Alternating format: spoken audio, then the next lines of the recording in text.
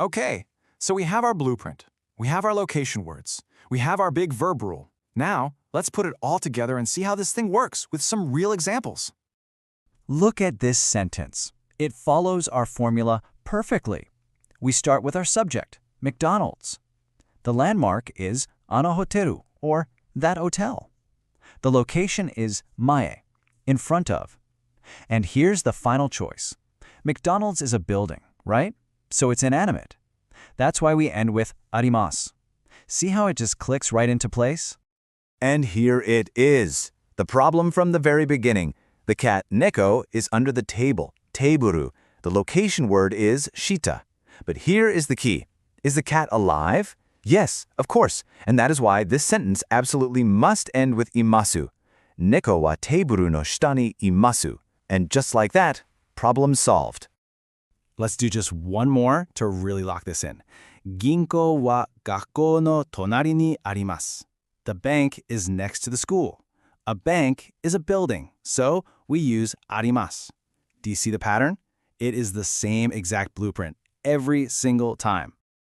All right, you've seen me break it down. Now it's your turn to be the builder. I'm going to give you a sentence in English, and you're going to try to piece together the Japanese version using our formula. Ready? First one up. The book is on the desk. Just take a second. Think about your subject, your landmark, the location word for on, and most importantly, which verb are you going to use for a book? Did you get it? The answer is hon wa tsukue no ue ni arimasu. So we've got hon for book, tsukue for desk, and ue for on. And the key was remembering that a book isn't alive, so we had to land on arimasu. If you got that, you are crushing it. Okay, let's try another one. How would you say the dog is in the park? Think about all the pieces again. What's the key difference with this sentence? The correct sentence is inu wa kouen no naka ni imasu. Here, inu is the dog, kouen is the park, and naka means inside. And of course, a dog is alive, so our verb choice has to be imasu. Nice work! Okay, final challenge. The teacher is next to the student. This one's about people. How does that affect your choice of verb?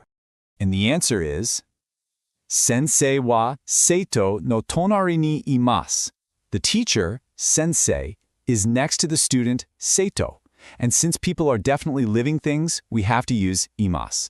You've totally got this. And that's really it. You have the formula, you have the words, and you have that all-important verb rule. You now have the complete blueprint for describing where anything is in Japanese. So just look around you right now. What's the first thing you're going to describe?